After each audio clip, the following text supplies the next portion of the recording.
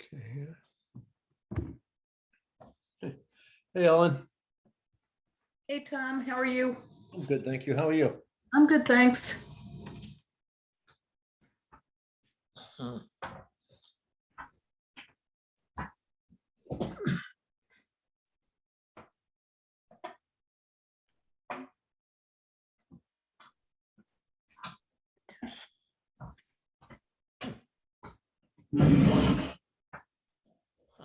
Let's see here.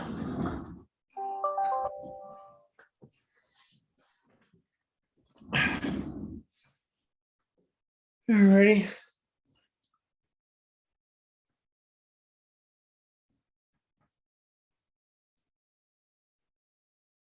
I hope others are joining.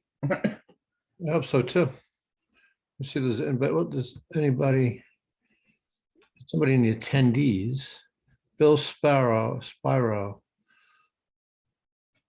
I'm gonna see if I can promote him. Promote to panelist. That should have worked. Why didn't that work? Okay, now it should work. Bill? Yep, Whoa. he- Bill, can you hear me? Bill, your mute is on. Your mute is on, Bill. Just take your mute off. Okay, can you hear me now? Yes, Yep. sir. Good. Good to So- see you. Good to have you. Bill, you. did you have any luck with the village email? Well, I got, I got my account set up with a password Good. and I accessed this meeting. But as far as the forwarding thing, that appears, that's something I haven't tried to do yet. There's a message from Ed that you can't forward, you can just forward now a notice that there was an email. But you can't Correct. forward the email itself. Right. But I don't know, I haven't been able to do that. I haven't tried to do just the notice. Now, Yeah, I see that my name is up here. I'm not quite sure why my camera is not picking up. if you go down to the bottom left, Billy, if you move your cursor down to the bottom left, you'll see a mute and a stop. There you go. Okay, there we are. There you are, Bill. I can Right. actually see you. As good looking as ever, right? There you are. Yep. Absolutely. A fine figure of a man. What do I want to say? If you're having any difficulty, Cliff Kazes, the IT guy, would gladly help you out. He's very good. Yep.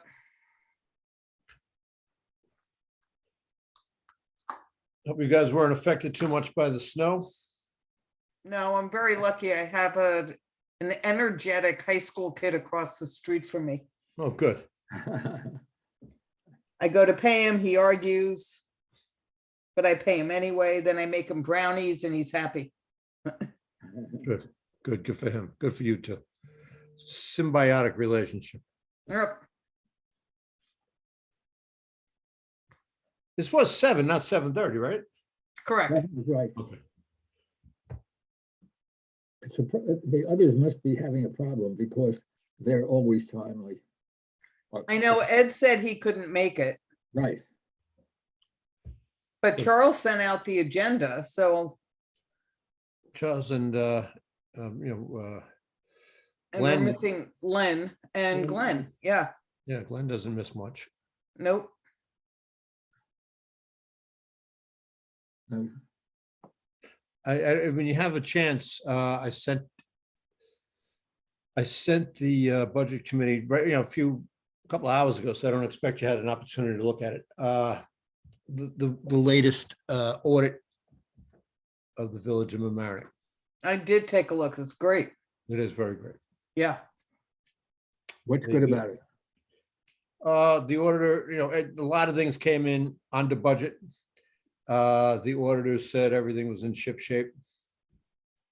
Revenue came in over budget, expenses came in under Under budget, budget. yeah. So, and that's the direction we'd love to go. Yeah, So the fund balance, the general fund balance is very healthy. You know, we're in good shape. And I'll tell you more about it when the whole gang gets here. I think, yeah, I think we are in good shape, yeah.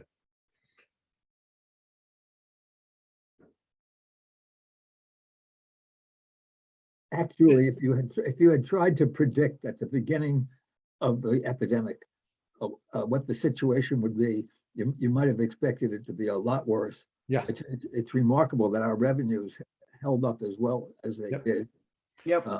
Well, right when we would make that hit in March, when we were making our budget, and we did cut $2 million out of that budget. So that helped. But the amazing thing is that the people paid their taxes, their real estate taxes, at a higher rate than before. Yeah, but I think, Tom, a lot of, for people who have mortgages, it's paid by the mortgage No, company. it is, but I'm just telling you, if you look at the amount of arrears in past years, Yep, it was greater than it was in the pandemic years. I think, interesting. yeah, I think people just pared everything down to the essentials and said, all right, I got to pay my taxes, I got to pay my mortgage, you know, I got to buy groceries, but maybe I'll get rid of cable and I'll get rid of, you know, whatever. Cell phone, I guess you can't get rid of cell phone. No, you can't. The other two things that helped were the sales tax Yeah. and Sales the tax. mortgage tax. Yep. I don't know how the sales tax turned out as good as it was. I would have expected. Yeah, that. me too. Yeah. I Yeah, think but it it's was- all online shopping. Yeah, I think it was people, right, just sitting at home and clicking on Amazon. I have to tell you, the Amazon guys, and I'm on a small dead end street. The trucks are here over 10 times a day. Oh, It's yeah, it's Yeah. constant. yeah, it's amazing. It really is. You know, when I ran for mayor in 2017, I wasn't on Amazon yet. And I remember, you know, campaigning, you know, and you'd walk up somebody's front porch to knock on their door, and almost every house would have 6 or 7 packages outside, you know, just, and I was like, and I remember thinking, what the heck's going on? And then, you know, my daughter, I told that story to her, and she was like, Dad, it's Amazon. Don't you get Amazon? And I swear to God, I was like, well, what's Amazon? But when I buy online, I tried not to do anything through Amazon. It's hard not to. I know. Why is that, Ellen? I want to give other people a shot. You know, if I could buy directly from a company versus Amazon taking a piece of that company's business, I'd prefer to do that. It's Yeah, like, I used to go to Brewers instead of Home Depot. I want to Yeah. keep local Yeah. businesses in business. it's just so darn convenient, though. Yeah. It is, it really is. And the return privilege on Prime. Yep. You know, it's funny, and sometimes I ordered something for Christmas for my son-in-law. I ordered him you know, a thing of nice golf balls, just so we'd have something. And so I get the golf balls, and then a couple of days later, I get another thing of golf balls. And I checked my Amazon thing, and I said, no, I only paid for one. So, you know, I go online and I said, listen, I got this extra set of golf balls, and I only paid for one. And, you know, I think you messed up in delivery. And their response was, just keep it. Yep. So I ended up giving to my son. So, because I don't, you know, it's not my thing, but like, I guess it's just easier for them. It probably costs them more to restock, you know, pay for the shipping and Pay for the restock shipping, go back, than, Yep. yep. But you know, Glenn, you're on mute. Glenn, Hello, There you go. Hey, hey, Glenn. Glenn. Tom, what you were saying is, as a seller, there's times where either I might misship something or something else. If the cost of the merchandise is less than the cost of the shipping, I just tell you, God bless, keep it. Yeah. Yep. I ordered have- something The for the my, nice thing about being online selling is we don't have a lot of breakage or shrinkage. So that's basically what we consider our breakage when we miss ship. Right, right. You don't have, and you, right, and you don't have to deal with shoplifters. a friend of mine's son works for a company based in the city called Shop in NYC. And they're trying to be like a localized Amazon. You know, so they're signing up stores, it's same day delivery. If you order from multiple stores, it's one delivery, not multiple deliveries. You know, they Wow. collate all of it together. It's a great concept. It is. But it's probably easier to do in a city because everything's so localized, right? Yep, yep. Well, then you got Amazon that has Amazon Market. And I can go into Walmart and buy their clearance items and then ship it to Amazon. And then Amazon, as it sells it, will ship out my merchandise for a fee. So I can go buy merchandise, create merchandise. I fill up a big box. I scan in everything to Amazon. I ship it to an Amazon center. And then as it sells on Amazon, I don't have to ship what I sold. Amazon now ships it for me. And what's their cut of that? I think I'm not sure. I think they get like 20%. That's worth it for you.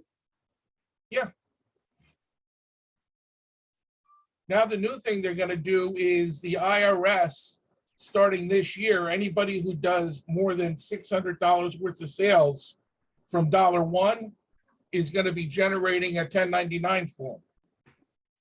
Previously, it was like $20,000 or 250 transactions.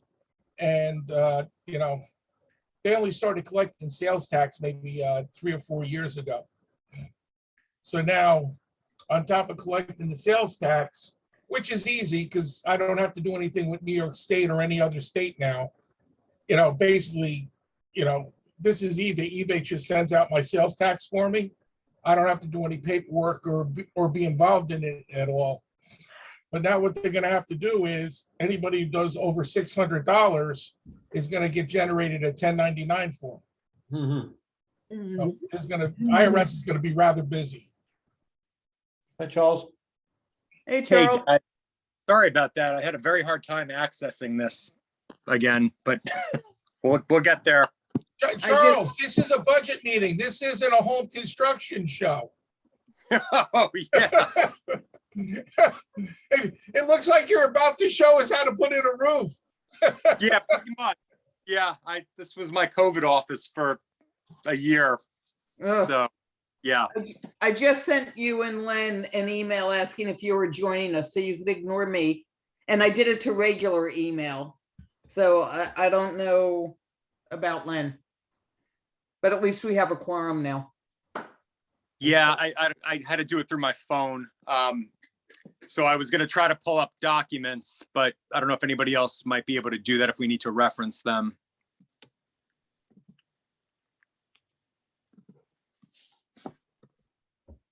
So we have a quorum, so we can make a motion to open the February 2022 Budget Advisory Committee meeting for the Village of Mamaroneck. I make a motion. We have a second. Second, All those in favor? I guess I'll take the minutes since it's Ed's turn, Len's turn. What? Yeah, so it's just, who's on? Glenn, Bill, Ellen, and yourself. Okay. Yeah, and Ed said he wasn't going to be able to make it. Len may be having difficulty getting on as well. You sent him an email, Ellen? Yes, Okay, to his regular email, thinking, you know, given his comments earlier the other day. And Okay. then it's easier to check regular email. Yeah, I wasn't able to get in through the server through my computer, so I was through the phone. So maybe he'll be able to play with that. But anyway, Just so you know, if you have any difficulty at all, the village's IT guy, Cliff Kays, will talk you through anything. great. So we had on the agenda just to approve the minutes from last month. So can we make a motion to approve the So minutes? moved. So moved. I mean, I'll second them, but I wrote them, so I don't know if I should be seconding the motion. That's okay, that's okay. All right, all those in favor? Aye. I, Great.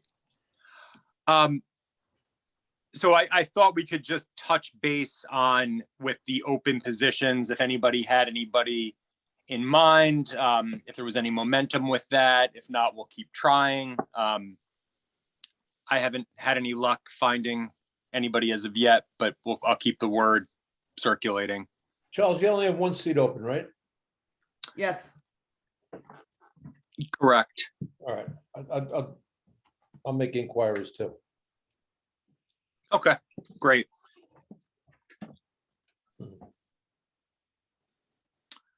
So we started touching, Tom, you provided some feedback at last month's meeting about, some of the areas of focus that we might consider going forward. One of which was, to focus on revenue and, possible, non-tax based opportunities for generating revenue, et cetera. And I thought that we might touch on that in the context of subcommittee formation, where maybe rather than not having everybody focus on, 1, 2, or 3 things concurrently, if we wanted to think about taking our priority items and then dividing them across subcommittees for people to be able to focus on. But with that, we would all need to talk more in depth about, what the areas of focus within those topics would be. So it may be a little premature, but I thought it might be. Can I just jump in for 1 second? You resent me the budget guidelines and timeframe, and I thought it was really very good. And I thought it was very reasonable. And I don't know if we're gonna be able to make the timeline this year, but I thought the flow of that and the emphasis of that was really the right way to go. And I just wanted to let you know that. Thank you. thank you. If you can get that in front of the trustees to kind of approve that schedule for next year. Okay, well, yes, I'll get it on their agenda, but there's only one thing that I saw in part of it. You talk about, every department balancing revenue against expenses, right? And I think there's at least 3 departments off the top of my head where I wouldn't want that to be the criteria. It wasn't a balance that it should net to 0. I know, but It just- comparison. display. Yep, And my concern is the police department and the fire department and the building department, because they're all life safety. And I just don't want to give them the impression that they have to make money for the village. gotcha.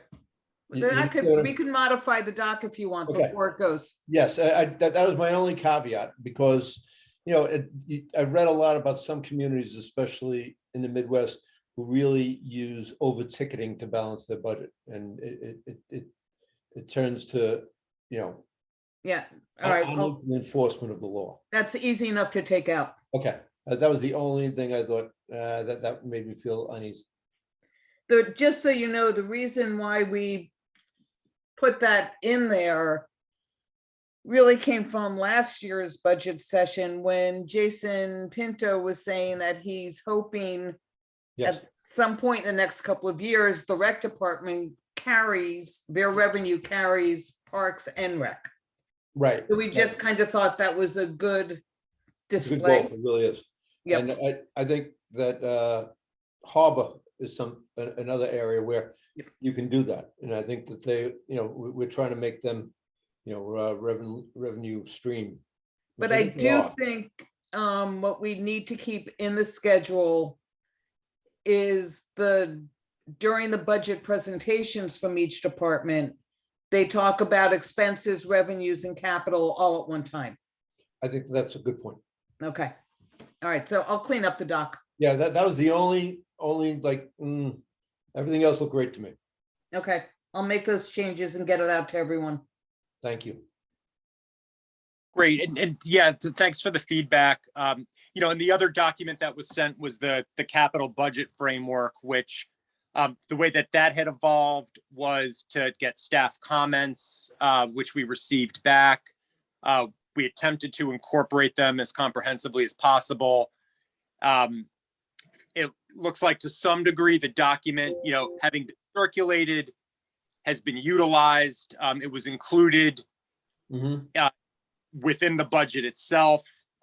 Obviously now there are some modifications to it, but structurally it's very similar to what was prepared, and we could reference that going forward, discuss whether it'll be included going forward, officially adopted, things like that.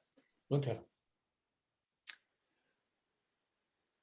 So yeah, the prior document with the schedule that is reflected in it, and unfortunately I can't pull that up right now, but it's a nice framework, going forward for us to be able to reference on these calls and to just follow along with in terms of where we are in the process. So with that, in terms of timing and next steps, et cetera, do we want to just look at where we are in the process and, in addition to the revenue piece, maybe brainstorm a few ideas as to, where we could be of use at this juncture, given where we are in the timeline?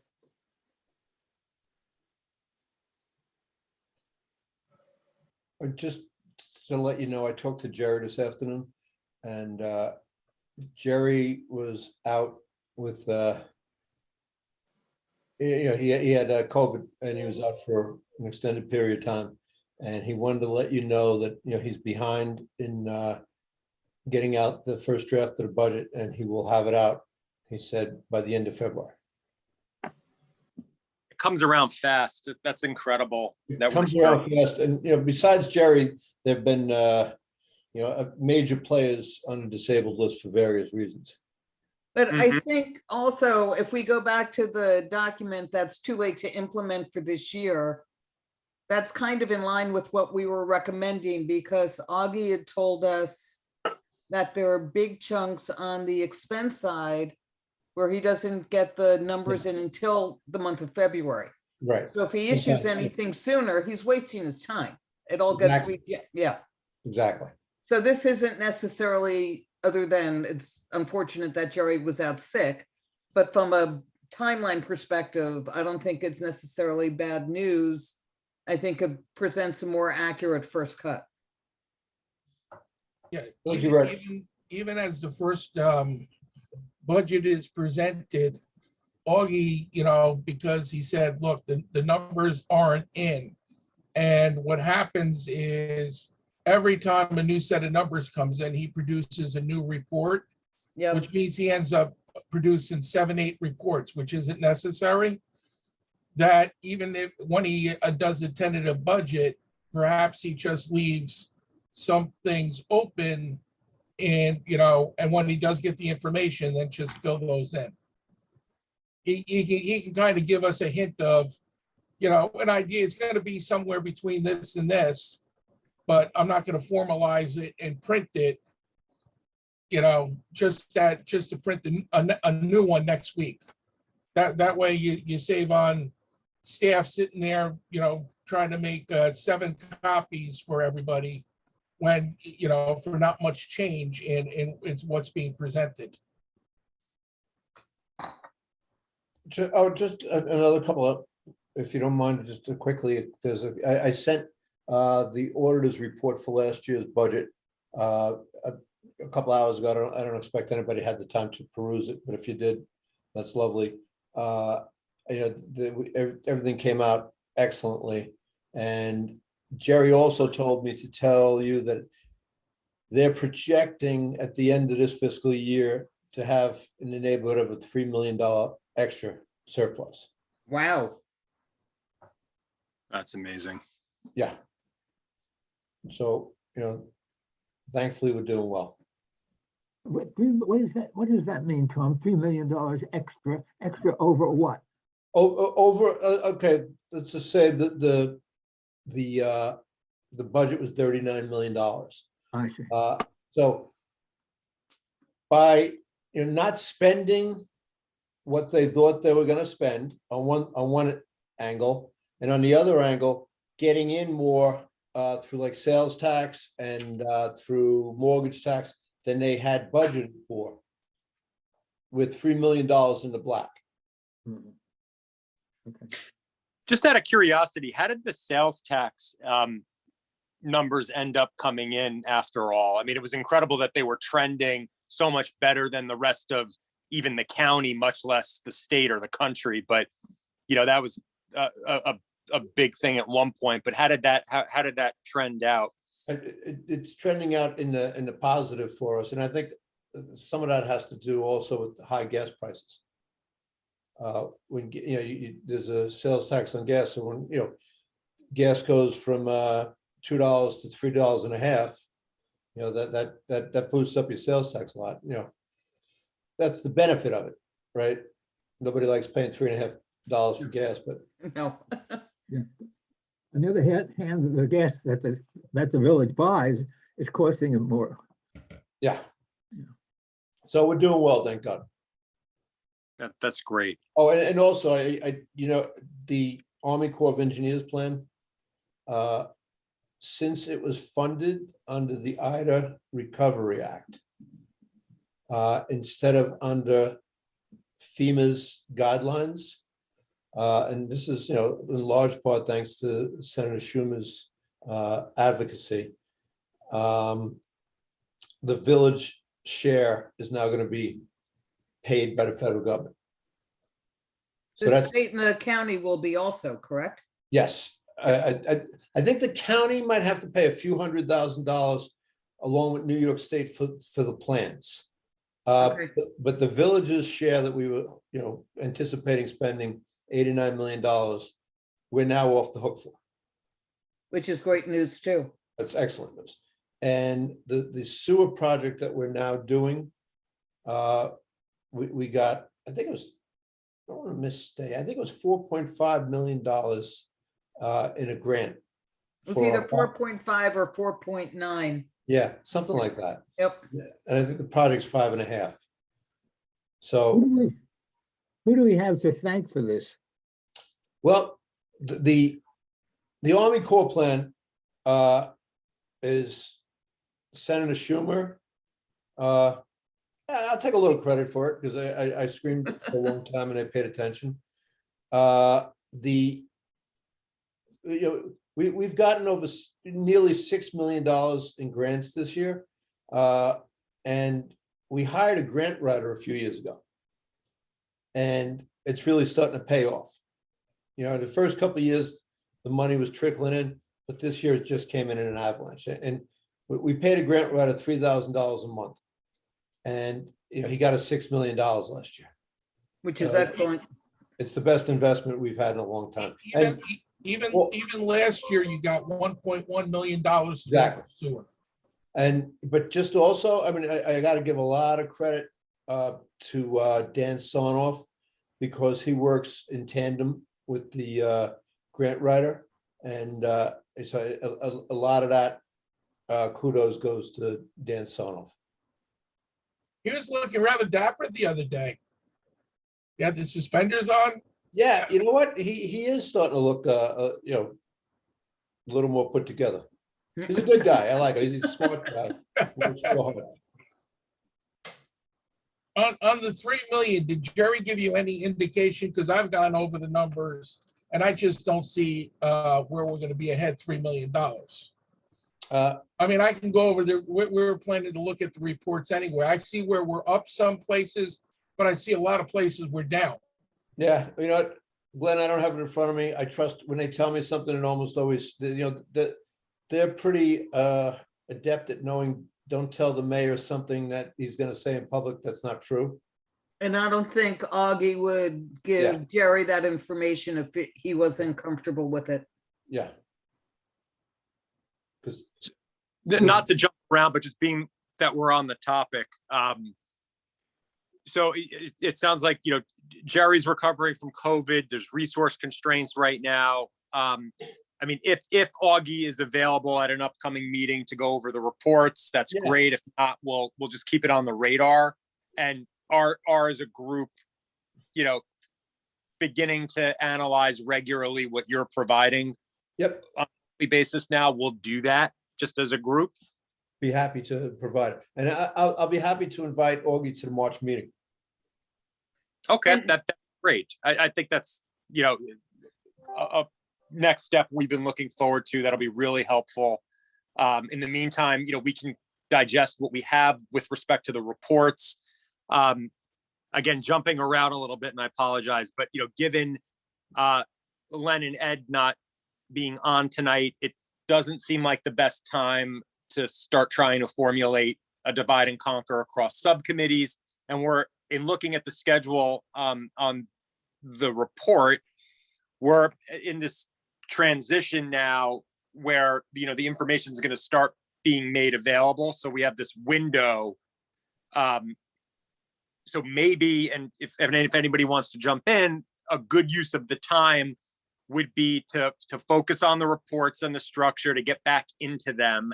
And then maybe to start as a group thinking about ideas that we have as to how to tackle the revenue analysis and some, you know, broad idea generation that we can circle back with next month as a next step. Well, I actually, after our last meeting, and Tom had suggested for down the road that we take a look at what other communities are doing. Mhm. So one afternoon, I looked at a whole bunch of budgets on their revenue side. I looked at Scarsdale, Harrison, Rye, Larchmont, and the town of Mamaroneck. So that's where I looked. I don't remember if I looked at Portchester or not. And we're all basically in line with where nothing jumped out, except we're all getting fees for zoning and planning board. But a couple of the others are getting fees for the land use notifications and Board of Architectural Review. And one thing that jumped out at me that I'm not sure with the new tree removal law, if we're gonna have tree removal permits. Yes, there are, but they were only being charged $25 a permit. Oh, all right, so that's not a big deal. Now, we wanted people to take out the permit. We didn't want them to try and dodge it, so we didn't want to. Okay. So there were just those couple of things that, you know, jumped out at me that maybe, you know, we could get some more money, but it's nothing huge. But one of the things that I thought we might be able to do, I remember last year during the budget sessions, Jerry was including revenue for renting out the pavilion and deck at Harbor Island Park, which I think is a terrific idea. It wasn't advertised anywhere. So I think, you know, something easy, if it goes in Rob Ingenito's weekly email that this is available, It's a good idea. you know, because if people don't know about it, they're not going to inquire. So that's easy and that's free. And I'll tell you, it's a bargain, man. It's a bargain. It's, I think if you're a village resident, it's $300 to rent that deck for 4 hours. You get used to the grills, you know, it's, you know, it's a great Yeah, place. that is a bargain. Yeah, to have a family party. It's more, I think it's $450 or $500 if you're not a resident, but it's a great place. You know, I see people having, you know, 2-year-old birthday parties, or, you know, Or maybe we could bump the fees up on the weekends, you know, Saturday, Sundays, the premium charge versus Monday through Friday, you know, it's just some thoughts, but I- it needs I to would- be I would build- advertised. I would build it up first because we didn't bring in any revenue last year renting it. I think we brought in maybe $3,000. Right, so I think it just needs to be, people didn't know Yeah. about it, Glenn. Oh, no, I have no problem with advertising it, but before I start to, raise the price, Yep, get that's them, fair enough. get them at least in the door. That's fair. And just incidentally, the analysis that, Ellen, you really took the lead on with the police overtime, and you uncovered that we were probably undercharging comparatively versus under other communities. Costing us. We were losing money on all of it. Right. Just whether that was adjusted based on the feedback, and if not, maybe to revisit that. I believe it was. Yeah, Jerry said it was being adjusted. Yeah. Right. And then the other two thoughts that I had, also Harbor Island Park is one of them about, and I don't know if we want to get into the liability end of this, but maybe if the village sponsors a snack bar. Well, there is one down there now by the bait station. The guy who owns the bait station. Right, but I mean more in the park. Yeah, that's Well, good. We actually got 2 food trucks that go down there right now. The big one, you got the one seafood truck and you got the other, I think it's Italian. Pizza. Right, but does that give the village any revenue, Glenn? Yes. Okay, Yeah, but to your point, and Glenn, you might remember this. I don't remember it. It was before I moved to the village, but there used to be a Walters outlet on the beach. Yeah, first it was a general snack bar over kind of where the stand is. Yeah, One side was on the park side, the other side was on the beach side. And then Walters took it over. And then when they had all the problems with the polluted water and people stopped going to the beach, it just closed. It just closed. There was no business. because I think if we have something closer to the beach or the tennis courts, as opposed to up by the bait Entrance, yeah. shop, people are there, they're gonna say, oh, I want an ice cream cone, or I want a Coke, or, I wasn't suggesting like real-time Mindset. food necessarily, but kids always want snacks. sure. But like I said, I think there's about 4 or 5 different food trucks and they kind of rotate and each one's got a specialty. I think you saw virtually all the food trucks we have when we had that community night in the far parking lot, and you had the police and fire and everything. Across the back, you had the food trucks, and also when you were given the concerts, the nights of the concerts, you had the food trucks out there, and they were giving part of their money, to sponsor the events. I wasn't aware that village got revenue from the food trucks. I'm pretty sure. I mean, I think they have to buy, I don't think they get a percentage. I think they have to buy a permit. Let me check with Jason on that in the morning. Okay, And I'll give it a straight skinny. okay. And Yeah, then the other thing they did for a while, we rented out one of the parking lots to, I think it was UPS or somebody else, and they were down there and they were, they put up a set of storage bins. This, I guess, was November, December. And then people would go down there that made the drop-offs, and they had all these storage bins down there, and they were making deliveries from down there. They'd come, they'd fill up their car, their truck, and then go make deliveries all over the place. Hmm. And I know that was a source, but we did lose the farmers market. I didn't see them down there this year. they were there, I haven't seen the farmers market so far this year. not in the winter. It was, And just to ensure that like these traditions that we've had all these years, obviously the Fireman's Carnival, that's not going anywhere, but things like, the antique car show, and then, Halftime has done their beer fest, a number of times. That's just a win-win for everybody with, you know, it becoming a tradition. They're well attended. Just making sure that we try to keep those type of things going. But as I'm sure, And the big thing is like when you have a concert night, like we're gonna have Mamaroneck Night Out, is to see if you can get the art council to maybe have an art exhibition on one side. Maybe you have a couple of local musicians before the fireworks. And, you know, maybe you have some 50/50s, some kind of raffles, something, some prizes people can win, just so you can do fundraising for, you know, different aspects of the village. Have bring all the aspects of all the different charities and all the different fundraising entities of the village, and start having work hand in hand to enhance the overall experience, and also allow them greater opportunities for fundraising, which is, you know, fundraising for basically the village. yeah, it's great. And the final thought I had was, if we look at our garbage collection pickup, for residents, it's twice a week, but I believe, Tom, correct me if I'm wrong, I believe for commercial, it's 7 days a week, 6 days a week, garbage pickup. Mamaroneck Avenue.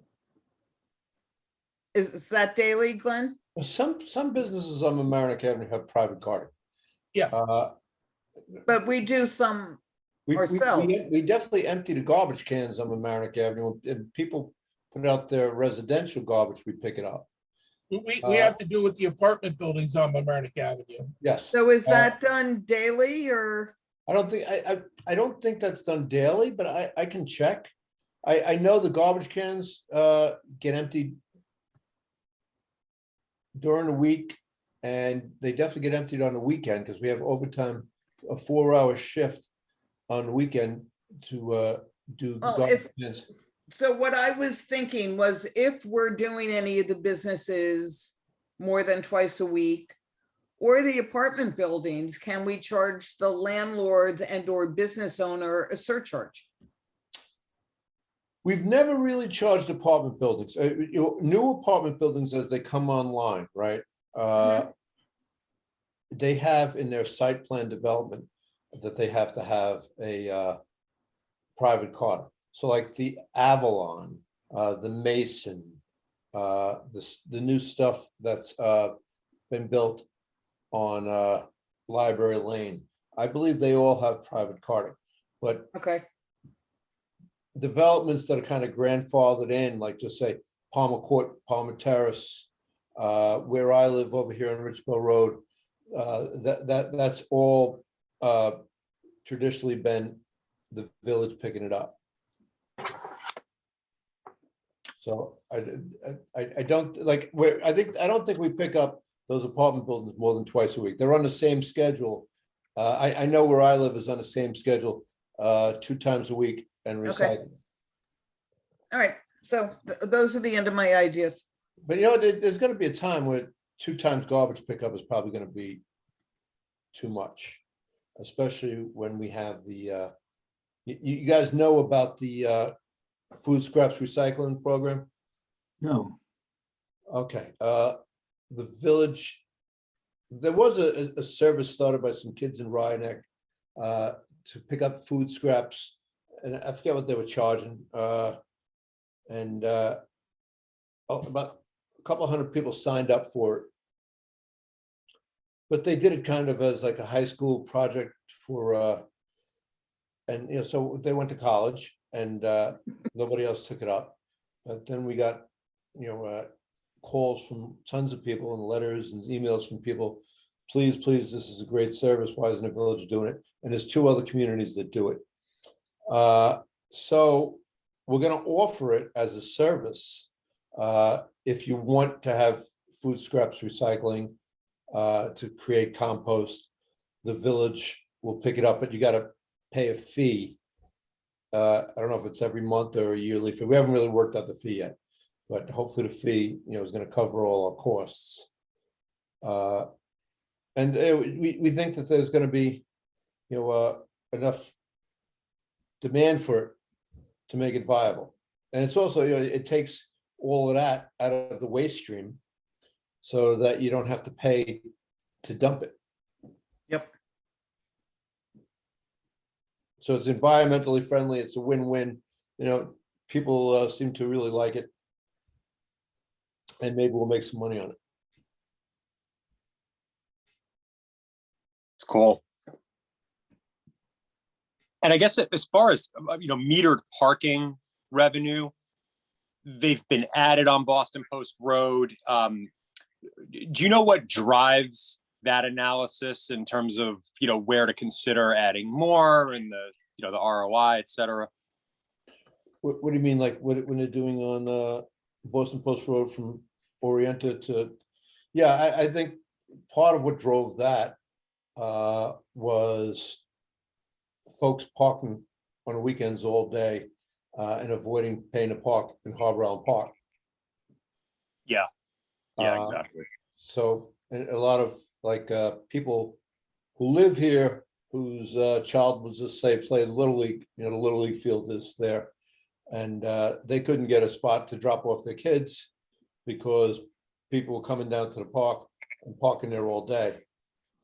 And so it moves traffic along and it creates revenue, to be honest. It was, I can't say that the idea of revenue wasn't on our minds, because it was. Well, those meters aren't in yet, are they? They're not, but they will be. Yeah, the only caveat I give with that is that the harbor doesn't start to charge until Memorial Day.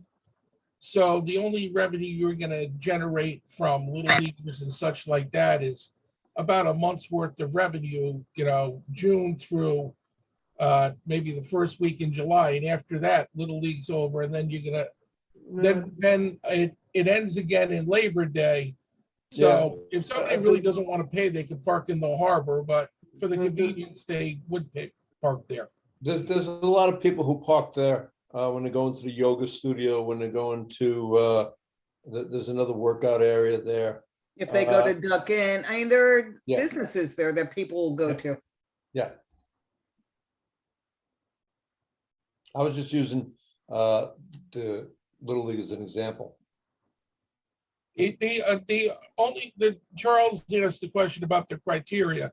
For the most part, the criteria is the parking meters are in commercial areas and not in residential areas. Correct. And we try not to put them in front of anybody's apartment building. No, we don't. Parking that's used for residential. So your two potential or three potential areas would be to add meters on Halsted Avenue up to the Carvel, to add meters on Mamaroneck Avenue up until the highway bridge, or add meters on the other side of Boston Post Road, past Toyota City to where the bank is. But I don't know how many spots that would accomplish, and I don't know exactly how busy those areas are. But basically, those are the three areas that would be left in the village that are well, commercial, unless you decide to put meters in the industrial section. And the other thing we could look at is extending the hours from 8 PM to 9 PM. And not extend the hours of the parking enforcement. So anything we get is extra. You mean throughout the village, Alan? Certainly on Mamaroneck Avenue in town, or, if someone's going out to dinner and they're dropping, $40, $50 a person, another dollar in parking is not going to stop them from going out to dinner. I agree. And I think New Rochelle goes to midnight. I think White Plains is 24/7. White Plains is, I don't know how they do it, man. But if your meter is 2 minutes over, you come back and there's a ticket there, and the meter maid is gone. It's like, how did that happen? I know, it's incredible. Oh, right. It's, That about 10 years ago, they actually went after my brother for a ticket that was 23 years old. Wow. They're brutal. And it's like, is the person who gave me the ticket still even alive?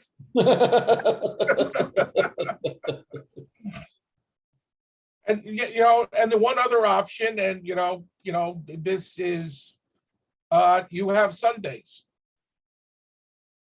You could go to 7 days a week, or leave it I the way it is. suggested, But that's your one other option. I did suggest that one time, and I thought people were gonna kill me. I don't know why, because the idea of not, Sundays used to be the blue laws, right? Nothing, probably Yes. 40 years ago, there wasn't a store open on Mamaroneck Avenue on a Sunday.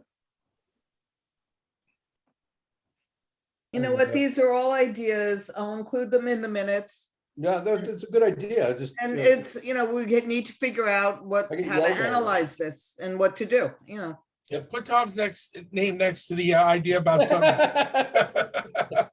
Right, his initials are GT, aren't they? It's actually not a bad idea. I'm not attributing any recommendation to an individual person. I'm just doing our brain dump as a brain dump.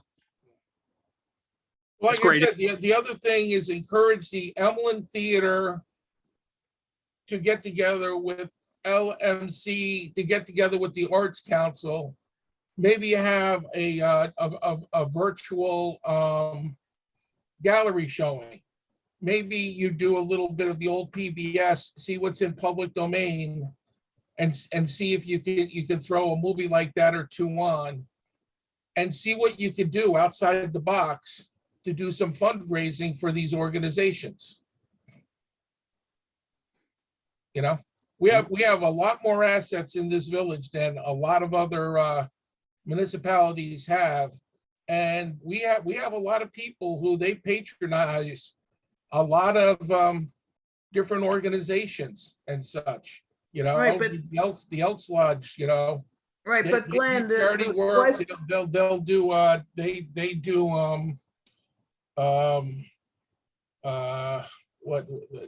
scholarships.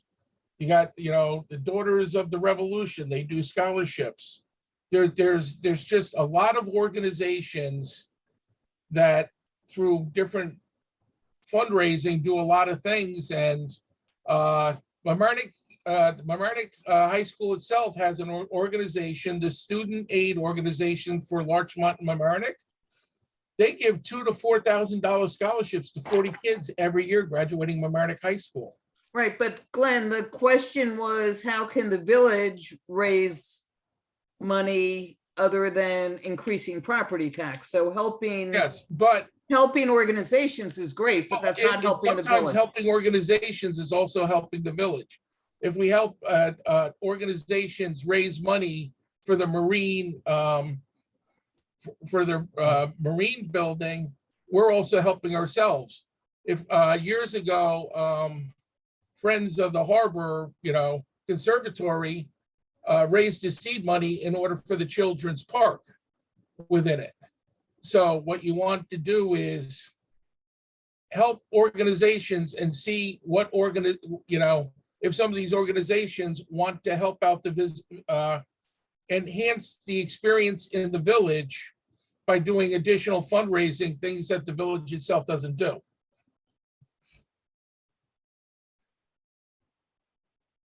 All right. I never said it would be easy. Nope. so that's a lot. And, we could take a look at the revenue report between now and next month and see if things jump off that we want to analyze and look a little bit further into, and then go with some next steps from there. I did take notes because I thought we were doing it now. There are a couple of things that jump out that are fairly easy. Your police traffic revenue is considerably over, but on the other hand, your police overtime's at 91%. So you're probably going to have to add revenue to both sides of that equation.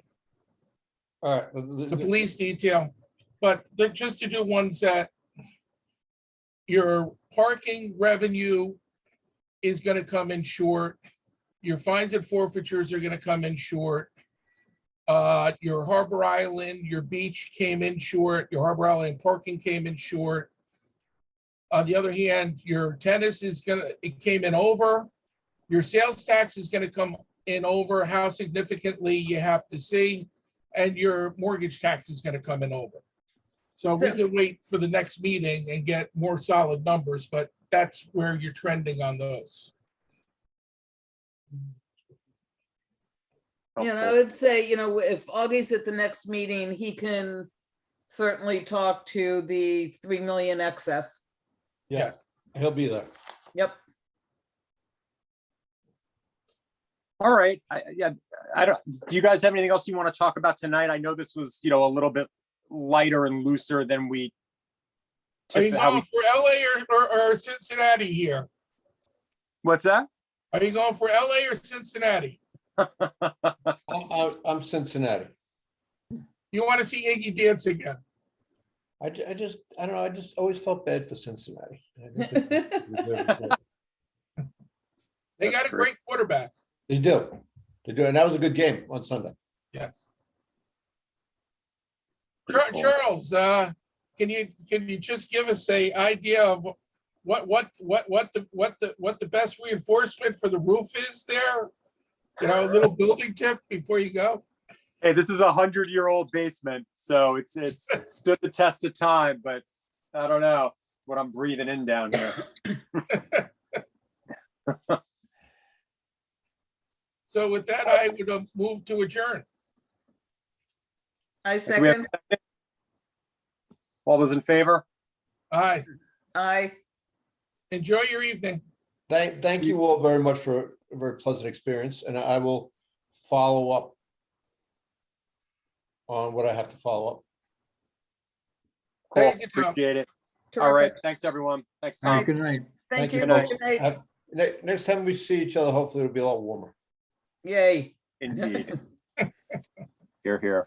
And All right, ciao. COVID is down significantly. Let's hope it goes down again next week and maybe we're live next month. Yeah. That'd be nice. Yeah, that would be nice. Thought of resuming live meetings? I'm sorry, what, Bill? Is there any thought of resuming live meetings or? The governor allowed these to happen until April 1st, I believe. But as Glenn pointed out, hopefully the numbers will drop quickly. They've been dropping really quick in the past couple of weeks, but there are a lot of people who are very nervous and they don't want to do the live meetings yet. Uh-huh. I mean, I understand that, but this is also more difficult. Yeah. Yeah. Well, the only thing about the live meetings is pants are required, so I'll have to live with that. Uh-oh. TMI, Glenn. Too much information. Have a good night, everybody. Bye-bye. All right, Right, good good night. night.